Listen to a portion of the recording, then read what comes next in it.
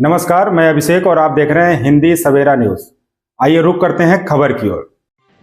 अखिलेश द्वारा हिंदुओं को जातियों में बांटा जा रहा है, संत हुए दुखी। वृंदावन स्थित होटल प्रेम सरोवर में साधु संत और सनातनी हिंदुओं की मीटिंग हुई। उस मीटिंग में श्री कृष्ण जन्मभूमि मंदिर का केस लड़ रहे पंडित दिनेश फलाहारी ने कहा कि अखिलेश यादव हिंदुओं को आपस में जातियों में बांटना चाहते हैं, जिससे उनकी वोट बैंक की राजनीति सफल हो सके। उन्होंने कहा कि जब भगवान श्री राम ने माता सबरी के झूठे बेर खाए थे, उन्हीं राम भक्तों पर उनके पिताजी ने गोलियां चलवाई, तब उन्होंने आंदोलन क्यों नहीं किया। उन्होंने कहा कि हमको योगी आदित्यनाथ जी की बातों का अनुसरण करना चाहिए, सभी हिंदुओं को एक रहना चाहिए। यदि बटेंगे तो कटेंगे और एक रहेंगे तो नेक रहेंगे। उन्होंने चेताया कि जिस प्रकार विधर्मियों की संख्या बढ़ रही है, उससे ऐसा लगता है कि 20 वर्ष बाद विधर्मियों की सरकार बनेगी। उसके बाद कश्मीर की तरह हिंदुओं को परेशान किया जाएगा। महामंडलेश्वर राधानंद गिरी जी ने कहा कि सपा सरकार में जो राम भक्तों पर गोलियां चलाई, उसका प्रायश्चित अखिलेश यादव को करना चाहिए। महामंडलेश्वर रामदास महाराज जी ने कहा कि कथावाचक को अपनी जाति नहीं छुपानी चाहिए और महिलाओं से छेड़छाड़ नहीं करनी चाहिए। महिलाओं से अभद्रता करने वाला किसी भी जाति का हो, उपस्थित लोग तो एक्शन लेंगे। और उन्होंने यह भी कहा कि उन लोगों को कानून अपने हाथों में नहीं लेना चाहिए था, पुलिस बुलानी चाहिए थी। हिंदूवादी नेता गुंजन शर्मा ने कहा कि यह लड़ाई जात की नहीं, औरत के मान सम्मान की है। इसमें तुरंत यादव कथावाचक पर भी कार्रवाई होनी चाहिए और अखिलेश यादव जी को जनता में भ्रम की स्थिति नहीं लानी चाहिए। मथुरा से रिपोर्ट प्रताप सिंह। इटावा में जो घटना हुई है, उसमें नाम बदलकर पहचान छुपाकर जो भागवत की गई है, उसमें छेड़खानी का मामला भी सामने आया है। तो हम आप सभी से यही कहना चाहते हैं कि हमको योगी जी की विचारधारा पर चलना चाहिए। यदि कोई अपराध करेगा तो पुलिस उस पर तुरंत कार्रवाई करेगी। आपको कानून अपने हाथ में नहीं लेना चाहिए। और हमारे माननीय योगी जी तो कहते हैं कि एक रहेंगे तो नेक रहेंगे और बटेंगे तो जरूर कटेंगे। ये उनकी बात बिल्कुल 100% सही है, क्योंकि अखिलेश यादव जी जिस प्रकार की राजनीति कर रहे हैं, हमको आपको जातियों में बांटकर लड़ाने का प्रयास कर रहे हैं, वो नितांत गलत है। हम सभी हिंदुओं को एक रहकर अपने देश के विकास के लिए सोचना चाहिए। हमको इन छोटी छोटी बातों पर आपस में नहीं लड़ना चाहिए।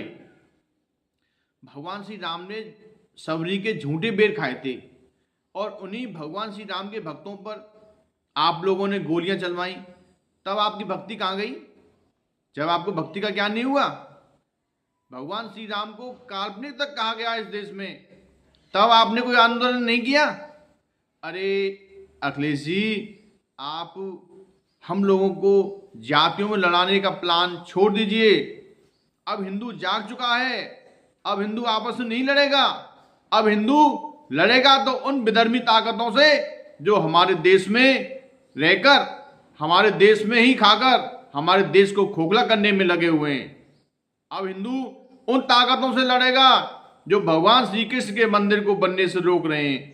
अब हिंदू उन लोगों से लड़ेगा जो हमारे ही देश में, हमारे हिंदू मंदिरों पर जिन्होंने अवैध कब्जा कर रखा है, वो अपने अवैध कब्जाओं को नहीं हटा रहे हैं। अब हिंदू जाग चुका है।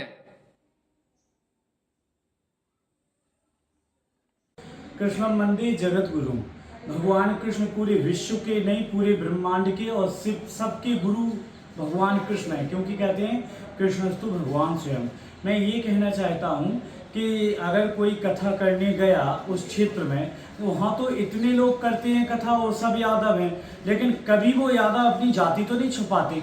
भाई पहले ही ये गलती है कि जाति छुपा के जाना। और फिर मैं ये पूछना चाहता हूँ, जो जिस जाति का है वो जाए। हमारे रैदास किस जाति के थे? कभी उन्होंने कहा मैं ये जूती वाला काम नहीं करूँगा। कभी किस जाति के थे और क्या काम करते थे? कहने का तात्पर्य ये है कि जिसके विचार शुद्ध रहते हैं तो वो वैसा ही रहता है, वो बनावटीकरण नहीं करता कि अब वो पवित्र सिखा।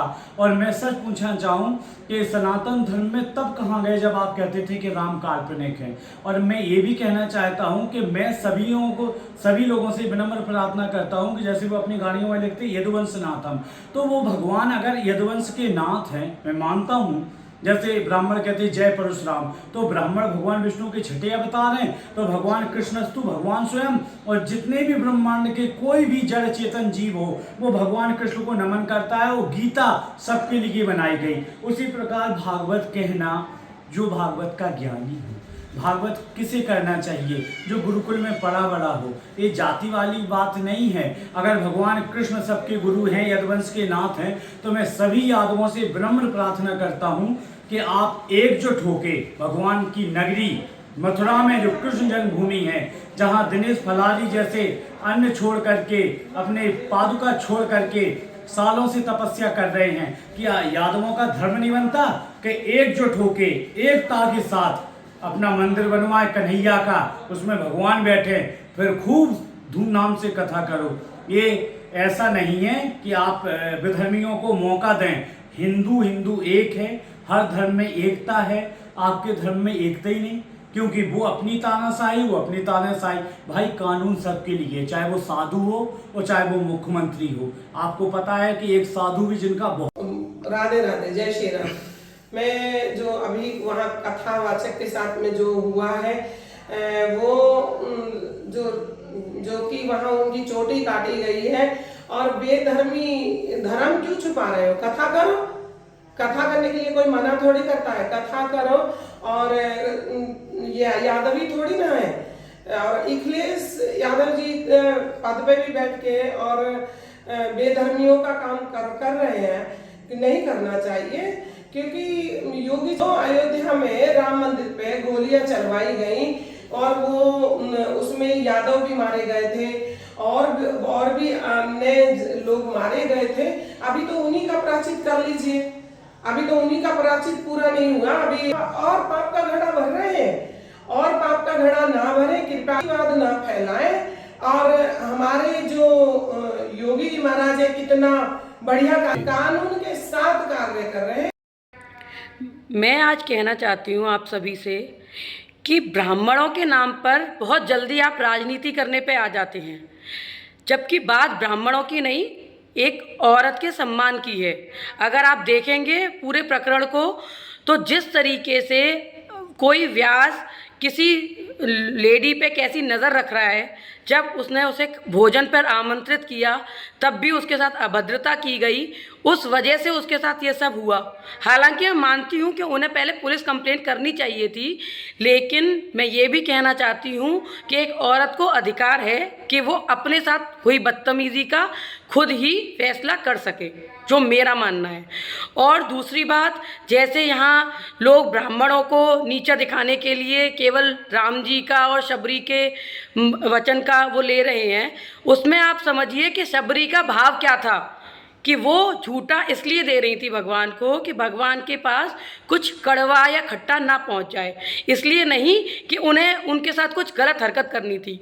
जब व्यास जी ये भूल जाते हैं कि वो व्यास हैं और उनकी सेवा या उनका सम्मान इसलिए किया जा रहा है कि वो व्यास हैं और वो इसका नाजायज़ फ़ायदा उठा रहे हैं, तो उनके साथ ऐसा होना कोई बहुत बड़ी चीज़ नहीं है। हाँ, जो भी उन लोगों ने किया वो उनको पहले पुलिस कंप्लेंट करनी चाहिए थी, और पुलिस के तहत उनको चाहे मार भी पिटवाते अच्छे से, तो उनके साथ चाहे कोई भी हरकत पुलिस करती वो अच्छा होता। लेकिन अखिलेश जी जिस तरीके से इसमें कूद रहे हैं ना, ये सोचकर कि ये ब्राह्मणों का और यादवों का मामला है, ऐसा कुछ नहीं है। वो बीजेपी के खिलाफ जहाँ भी कुछ भी हो रहा होता है वहाँ पहुँच जाते हैं। जैसे कॉरिडोर के मामले में सपा सरकार का इतना जल्दी घुसना, और जब भी मंदिर की कोई बात होती है, बीजेपी का कोई भी जिस तरीके से बीजेपी किसी चीज़ का समर्थन करती है तो वो जस्ट उसका अगेंस्ट करने के लिए आ जाते हैं। तो इस तरीके की हरकत ना करें। अगर जो गलत है उसको गलत कहने की आप क्षमता रखिए। यादव है इसलिए वो ठीक नहीं हो सकता, ठीक है? तो आगे से कोई भी प्रकरण की जानकारी लीजिए, और औरतों के साथ कोई भी बदतमीजी करेगा तो उसके साथ भी ऐसा ही होना चाहिए, मैं ऐसा मानती हूँ। धन्यवाद।